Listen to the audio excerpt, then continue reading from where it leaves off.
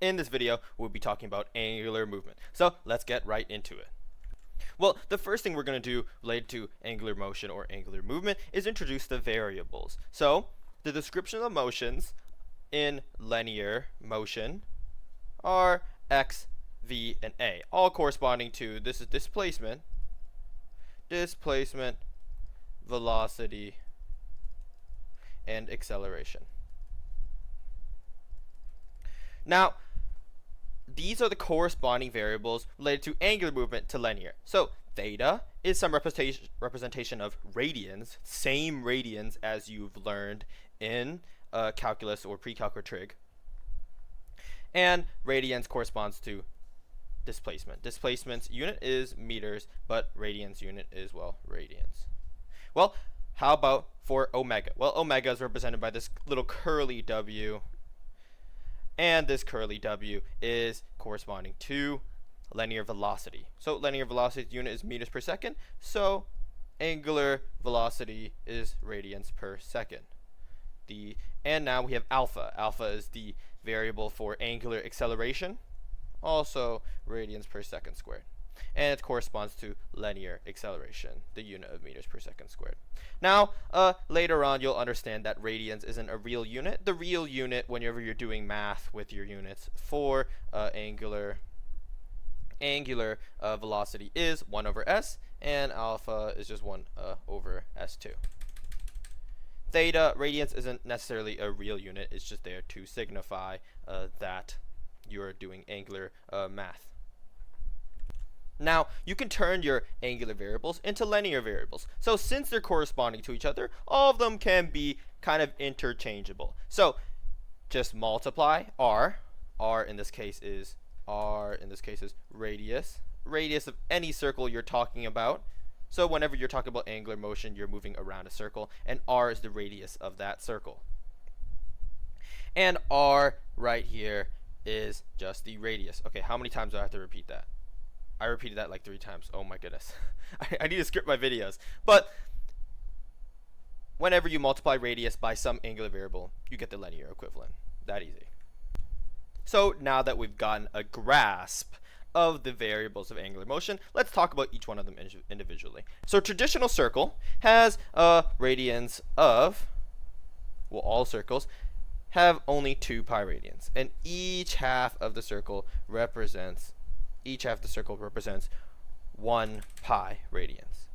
Now, how about a quarter of the circle? Well, a quarter of a circle represents a pi and a half radian. And also, an eighth of a circle represents a fourth of a radian. That is correct. So these radians right here can represent some movement along the arc of the circle. So what I mean by that is, let's say that you have an, I don't know, let's think of, I don't like the ant analogy because the ant is kind of like brainless. Let's say you have a person walking along this circle, and it travels half the path of this circle. Well, if it travels the half the path of this circle, then it traveled pi radians. So the displacement here is just represented by radians. And if this man traveled, let's say, so this is pi radians.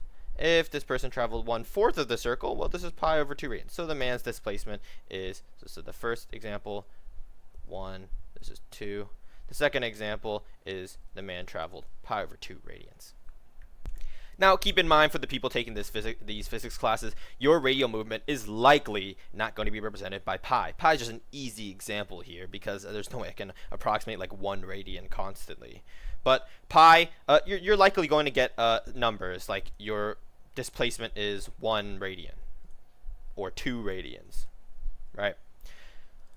It's just going to be some number that's different. It's likely going to be an integer or a non-irrational number, something like 2.38 or something like that you can round. Right. So you're likely not going to get pretty numbers like pi over 2 as your displacements or your angular velocities.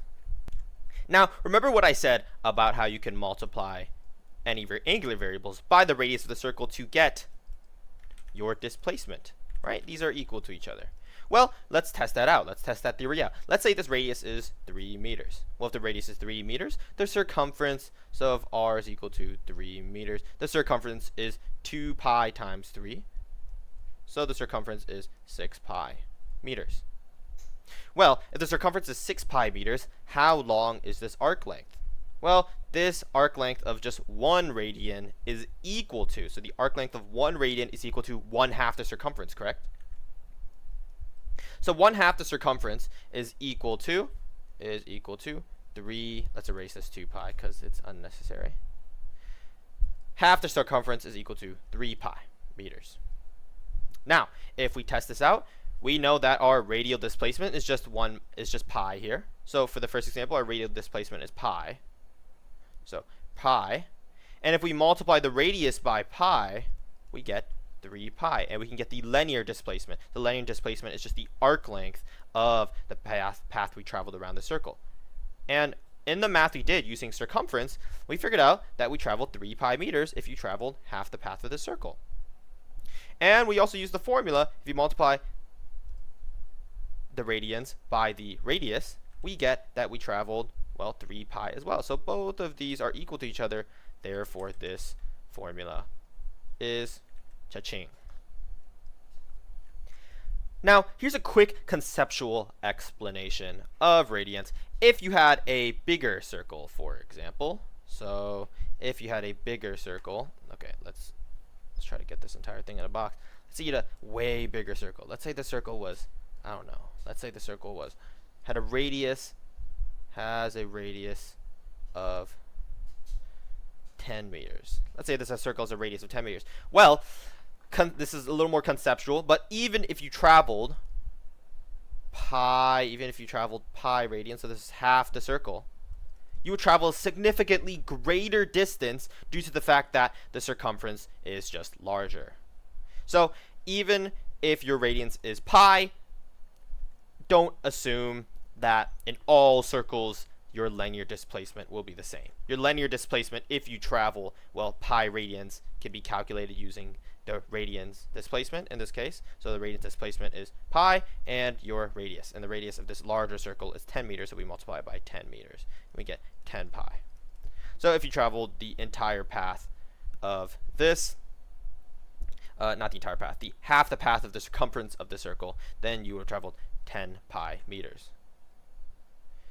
So make sure that you don't confuse angular and linear, because angular just represents the amount of radians you travel in the circle, not actual distance that you travel. So if this was a track, and you were running around the track, then it's a somewhat different explanation depending on the size of the track. Okay, let's talk about angular velocity.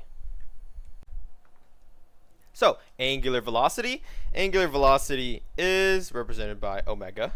So this little weird W kind of looks like a ball sack. But what is angular velocity? Well, angular velocity, remember, is radians per second.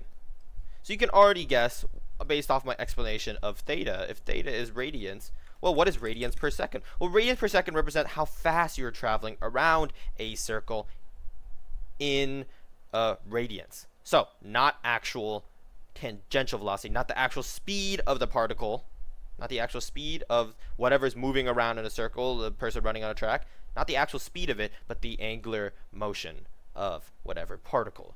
So angular velocity, radians per second. So let's say that you have a person, and this person was running around a track here. Well, radians per second, let's say the radians per second was equal to pi over pi. Let's say the radians per second was equal to pi. So the angular velocity is equal to pi radians per second here. Well, that means that this person travels every single second. He travels pi radians. And remember, pi in a circle is just half. So pi is half the radians of a circle. Remember that. The entire circles has 2 pi radians. So half the circle has, well, 1 pi radians. So if this person travels pi radians per second, every single second they travel 1 pi radians. Therefore, this motion just took them 1 second. And then in the next second, they travel another pi radians. So therefore, this person travels every 2 seconds. This person makes 1 revolution around this circle. So maybe if you've seen the pattern already, but you can actually calculate period using your angular velocity. So the period, or the time it takes for you to make 1 full revolution around a circle, is just equal to 2 pi over your angular velocity. So this is just another important formula to know. You don't necessarily have to memorize this, because if you understand this motion well enough, you can just come up spontaneously with this formula. But most people will probably just memorize it. Hopefully you have a formula sheet. My formula sheet did not have this formula, by the way, so maybe your class is different. But again, when it comes to angular motion, it is completely different than linear motion. So if you have, let's use the different tool. Let's use the freeform drawing tool. So if you have a bigger circle, let's say you have a bigger circle, and this bigger circle has a radius of 10 meters, and the inner circle has a radius of 3 meters again. Your angular velocity, even if, so let's say your angular velocity was still pi radians per second. If your angular velocity was still pi radians per second, well, you would be still traveling 1/2 the circle in 1 second. Correct? Now, if you're, and maybe you can tell already, but this blue arrow is significantly longer than this smaller blue arrow. So you need to differentiate. Velocity is not equal to angular velocity. You need to differentiate those two. If you have a larger circle, even though your angular velocity is the same as some smaller circles, you still need to travel a longer distance within a shorter period of time, because this, due to the fact that this arc length is longer than this arc length, let's draw it with a different color. This arc length, even though both these people traveled in 1 second, the bigger circle needs to travel in a further distance due to the fact that the circumference of the circle is larger. And also, that comes with the same logic with smaller circles. So if you have a smaller circle, even though your radial acceleration is the same as some larger circle, you would need to travel a smaller distance with a smaller circle. So let's try to do a little bit of math with the formula omega times r. Omega times r is supposed to give you linear velocity. So the velocity of the person, or the tangential velocity in this case, the tangential velocity of this person kind of running along this track. And these purple lines are sort of vectors that signify your linear velocity. Those lines are tangential to your circle. So let's try to prove this. Well, if this person ran 1 second around a 3-meter circle, we already discussed that circumference of a 3-meter circle is equal to 6 pi meters, and half the circumference was equal to, or pi radians, was equal to 3 pi meters.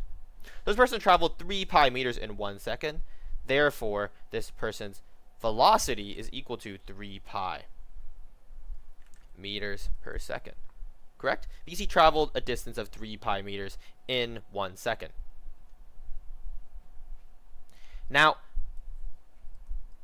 if we use this formula, omega, so our omega was pi radians per second. If we use the formula pi radians per second, and we multiply it with radius, so radius is equal to 3 meters, well, we get 3 pi meters per second. And as you've noticed, this radians, shouldn't the unit for this be radians meters per second, radian times meters per second? Because the units would combine if you multiply radians and meters. Well, that's what I meant by radians were an imaginary, sort of an imaginary unit. When you multiply things together and go back to linear motion, the radians cancels out. It's not an actual unit. It's there to just describe angular motion. Well, you could think of it that way. So how about for a person that's traveling around this larger circle? Well, this larger circle has a circumference of 20 pi meters.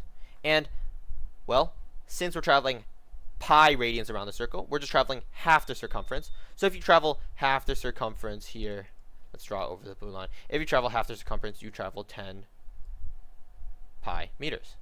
So in the case of the larger circle, if you travel 10 pi meters in 1 second, then you travel technically 10 pi meters per second. No? If you traveled 10 pi meters per second, that should go in line with your angular velocity formula. So in this case, we traveled pi radians in 1 second. That's why we traveled half the circle. And the radius of this larger circle is 10 meters. So if you multiply pi by 10, well, you get 10 pi. And this goes straight into linear velocity. So these are the numbers that you're familiar with. And 3 pi is approximately, I don't know, I think 3 pi is approximately 9.42. And 10 pi is approximately 31.4. So if you were to write these in these numbers in our whole numbers, well, you can tell that this person has to run significantly faster around a larger track in order to make the same angular velocity. Although the angular velocities for both of these two people's movements are the same, pi radians per second, the larger circle has the person traveling faster, and it travels proportionally. So the increase in velocity is proportional to the increase in the radius. So I'm going to give a short segment to angular acceleration. Angular acceleration, same concept as regular acceleration. Both of them, same concept. And the concept is basically the change in velocity is represented by, or delta v, is represented by acceleration. And the change in omega, or the change in angular velocity per second, is represented by alpha.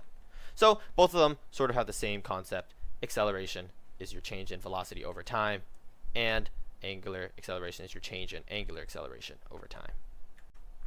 Now that we got all that out the way, hopefully by now you guys understand angular motion. If you have any questions, put it down in the comment section. I will try to answer all of them. I'm talking like I'm not just going to get one comment at most on my videos. But why I put kinematics here is because your angular kinematics is the same as regular standard kinematics. So you can actually just interchange the variables and they will have the same results. But I will have a video down about that in the description once I post it. But as always, as I already said this, if you have any questions, put it down in the comment section. I hope my video helped.